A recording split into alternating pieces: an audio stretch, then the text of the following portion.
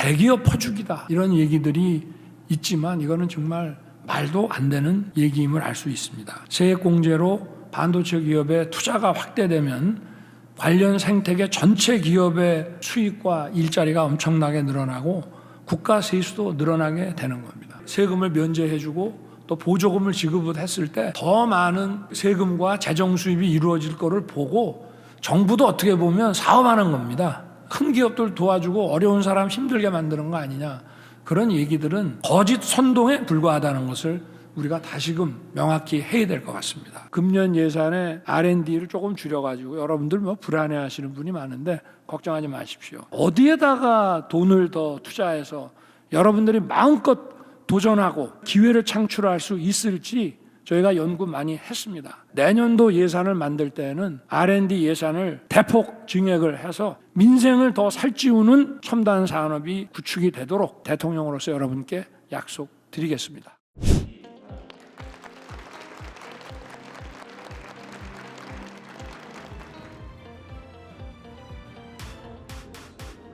반도체를 위한 나머지 부분 역시도 반도체의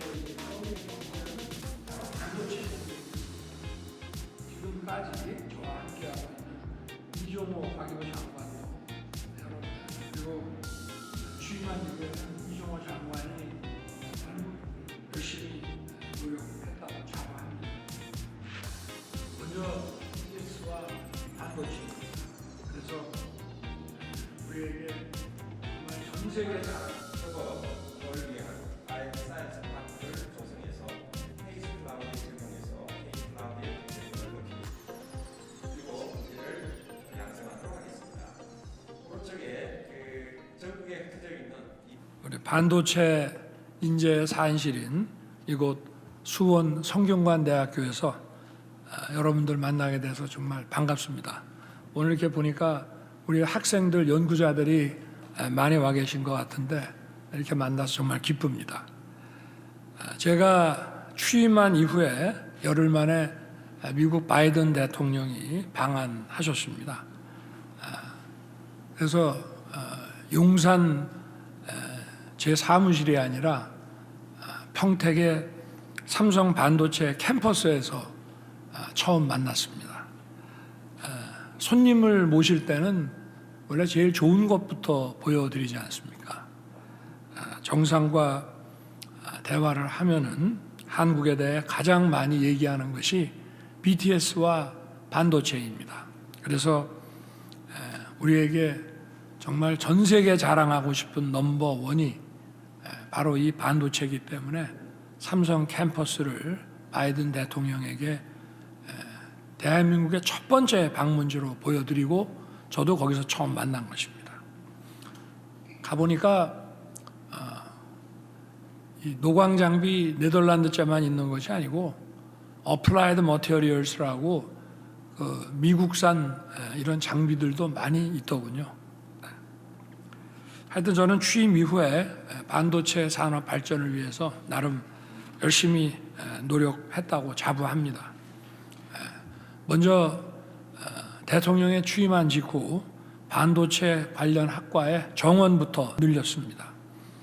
오늘 반도체 전공 학생들이 많이 오신 것으로 알고 있는데 정부 출범부터 지금까지 저와 함께하고 있는 이종호 과기부 장관도 여러분의 반도체 전문가 선배입니다.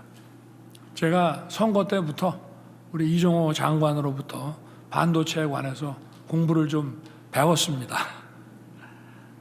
그리고 취임한 이후에는 이종호 장관이 국무회의에서 국무위원들 상대로 반도체 강의도 했습니다.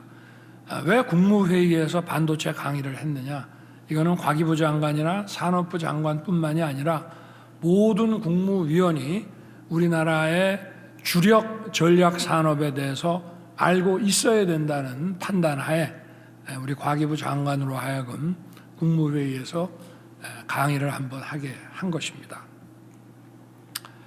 이제 주변 어디를 봐도 반도체 없이 돌아가는 산업이 없습니다. AI, 첨단 바이오, 퀀텀 같은 3대 소위 미래 전략 기술이라고 하는 그런 것에도 핵심 자산은 반도체입니다.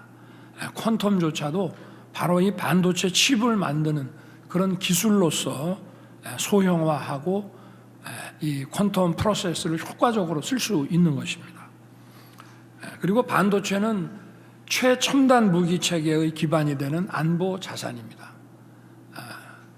1970년대, 80년대 미소가 이런 전략 무기 체계를 가지고 엄청나게 경쟁한 거를 여러분도 뭐 다 들어서 알고 계시거나 그 시절에 학교 다니신 분도 계실 텐데, 결국 미소의 전략 무기 체계 경쟁은 바로 반도체 경쟁이었습니다.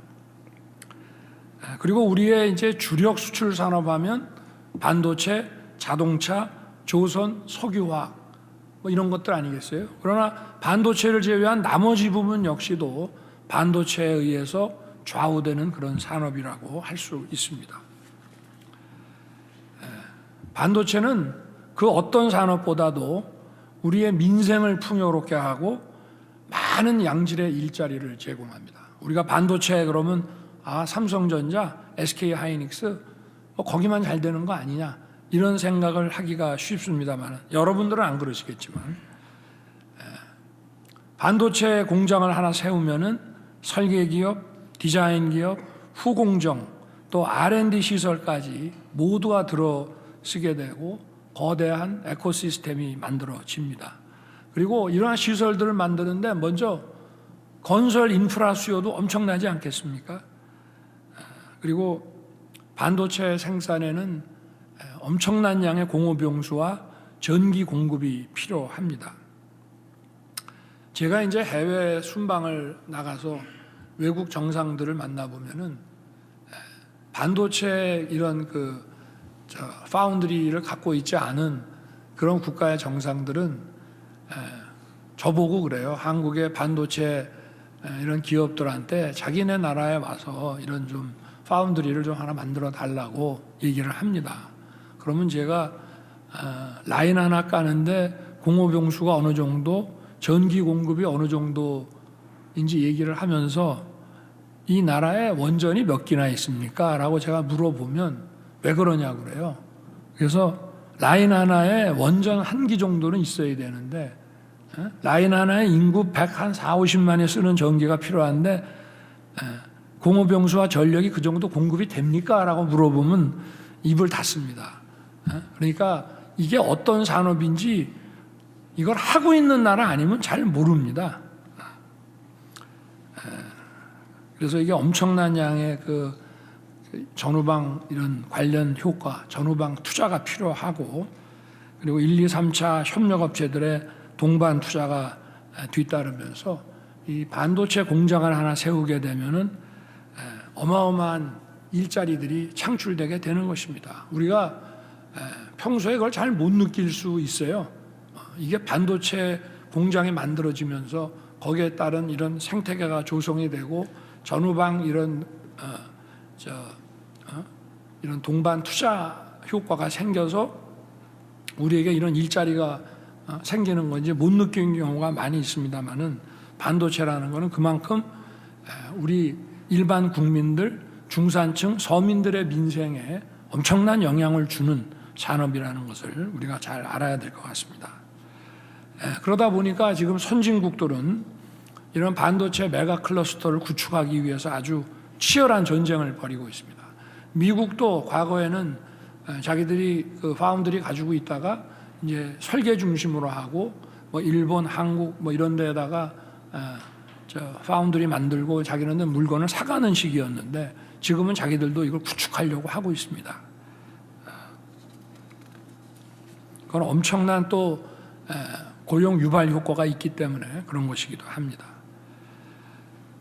중요한 것은 우리가 이제 반도체를 중심으로 한 과학기술 혁명의 퍼스트 무버가 되기 위해서는 천천히 순리대로 나가면 되는 것이 아니라 국가의 모든 인적, 물적, 전략 자산을 총투입해서 치열한 속도전을 펴야 된다는 얘기를 저는 오늘 하고 싶습니다. 그래서 저희가 경기 남부를 관통하는 세계 최대 이 반도체 메가 클러스터를 지금 조성하고 있습니다. 저희들이 일단 1차적으로 예상하기에 약 622조 규모의 투자를 지금 예상하고 있는데 이미 시작이 됐고 앞으로 20년에 걸쳐서 최소한 양질의 일자리가 300만 개는 새로 생길 것으로 예상하고 있습니다. 당장 올해부터 향후 5년 동안만 158조 원이 투자되고 직간접 일자리 95만 개가 새롭게 만들어질 것입니다. 현재 우리 반도체 분야 일자리는 한 18만 개 정도 되고 있습니다만은 클러스터가 완성이 되면 바로 이 팹에서만 7만 개의 일자리가 더 생기게 됩니다. 그리고 설계, 디자인, 후공정, 부품, 소재 분야 협력기업 매출도 약 200조 이상이 증가할 것으로 보고 있습니다. 지금 반도체를 전공하는 학생들로 다 채울 수가 없습니다. 그래서 더 많은 인재들이 이 분야로 몰려들어 와야 합니다. 벌써 우리나라 반도체 클러스터에서 사업 기회를 찾아보기 위해서 외국인 투자 기업들이 몰려들고 있습니다. 그 덕분에 세계적으로 이런 해외로부터 유입되는 투자가 전부 반토막 나 있는 상황에서 지난해 우리나라만 외국인 직접 투자가 역대 최대치를 기록했습니다. 반도체 산업은 아까도 말씀드렸지만 국가의 인적 물적 자원을 총력 투입해야 성공할 수 있는 전략 산업입니다. 국가의 인적 물적 자원을 총력 투입하는 데가 뭐가 있죠? 전쟁이죠. 전쟁이 벌어지면 현대 전쟁은 총력전 아니겠습니까?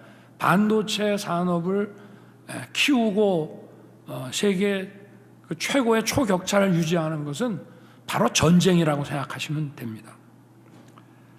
아까도 말씀드렸지만 반도체 파운드리 라인 하나 까는데 1.3기가와트의 원전 1기가 필요하다고 말씀드렸고 인구 140만 명의 대전이나 광주보다 전기를 더 많이 씁니다.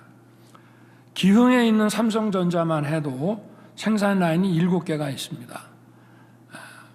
이 기흥의 이 반도체 라인을 깔기 위해서 이 전력 이 배송 송전 체계를 만드는 데만 해도 10년 이상의 세월이 걸렸습니다.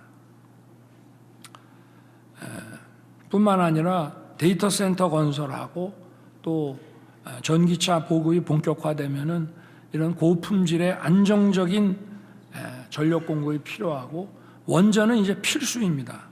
그래서 탈원전을 하게 되면 반도체뿐만 아니라 첨단 산업이라는 건 포기해야 됩니다. 그래서 이 약간 좀 오늘 반도체에서 조금 벗어난 얘기지만 우리 민생을 살찌우기 위해서라도 이 원전 산업은 계속 발전시켜 나가야 한다는 것을 알 수 있습니다. 원래 올해 반도체 투자세 공제를 올해 이제 이제 만료가 돼가지고 그렇지만 법의 효력을 더 연장을 시켜서 앞으로 투자세 공제를 계속 해나갈 방침이고요.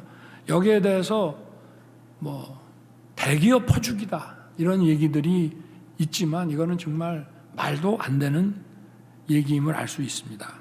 세액 공제로 반도체 기업의 투자가 확대되면 관련 생태계 전체 기업의 수익과 일자리가 엄청나게 늘어나고 국가 세수도 늘어나게 되는 겁니다.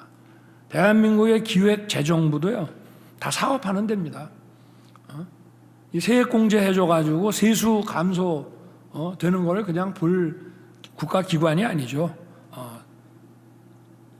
세금을 면제해주고 또 보조금을 지급했을 때 더 많은 세금과 재정 수입이 이루어질 거를 보고 정부도 어떻게 보면 사업하는 겁니다. 그래서 이런 대기업에 퍼주기 해가지고 재정이 부족하면 국민의 복지를 위한 비용들을 어떻게 쓸 거냐. 결국은 이거 큰 기업들 도와주고 어려운 사람 힘들게 만드는 거 아니냐. 그런 얘기들은 거짓 선동에 불과하다는 것을 우리가 다시금 명확히 해야 될 것 같습니다. 그리고 우리가 이제 잘 사는 나라와 못 사는 나라라고 하는 것은 모든 상품의 국제 분업 체계에 있어서 비싼 물건을 만들어서 파는 나라는 잘 사는 나라고, 상대적으로 싼 물건을 만들어서 팔 수밖에 없는 나라는 못 사는 나라입니다. 반도체를 비롯한 이런 최첨단 제품은 이런 복잡한 국제 분업 체계에 있어서 우리가 우위에 있게 만드는 그런 것입니다. 그리고 이런 반도체의 모든 소부장과 기술의 이런 그 공급망 그 라인에 있어서 국가 간의 그 연대가 매우 중요합니다. 그래서 반도체가 외교고 외교가 반도체가 되는 것입니다. 그래서 우리의 그 안보 동맹국인 미국을 비롯해서 또 전통적 우방국인 일본, 네덜란드와 외교 관계를 정상화하고 강화하는데 우리 정부는 초기부터 힘을 쏟아왔습니다. 특히 반도체 장비에 있어서 세계 최고를 자랑하는 네덜란드와 작년 말에 칩 얼라이언스를 맺었습니다. 양국이 함께 자기 반도체 분야에 있어서의 초격차 유지를 위해서 서로 중요한 기술을 공유하는 것을 말합니다. 동맹이라고 하는 것은 공동의 적을 놓고 함께 대응하는 것도 동맹이지만 산업이라는 측면에서 볼 때는 핵심적인 정보 자산을 함께 나누고 공유하는 것을 동맹이라고 합니다. 이거는 협력하고는 차원이 다른 얘기입니다.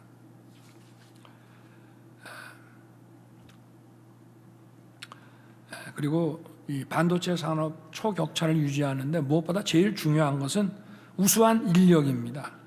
여기 계신 반도체 전공자뿐만이 아니라 공학과, 물리, 화학 뭐 이런 다양한 분야 이런 기초과학을 포함한 이런 분야에서 국제 경쟁력 있는 인재들이 많이 배출돼야 우리가 초격차를 유지할 수 있습니다.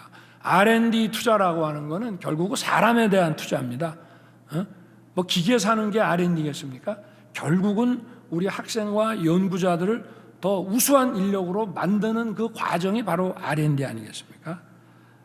그리고 저희는 이제 얼마 전에 우리 용산의 국가안보실에 원래 1차장, 2차장만 있었는데 그래서 외교안보와 국방안보 이렇게 두 개로 나눠져 있었는데 경제안보와 이런 첨단 기술안보를 담당하는 3차장직을 신설했습니다. 그리고 과학기술 수석도 곧 선발할 예정입니다. 이거는 반도체 산업의 어떤 혁명적 발전을 대통령이 직접 챙기겠다는 의지를 보여주는 것이라고 하겠습니다.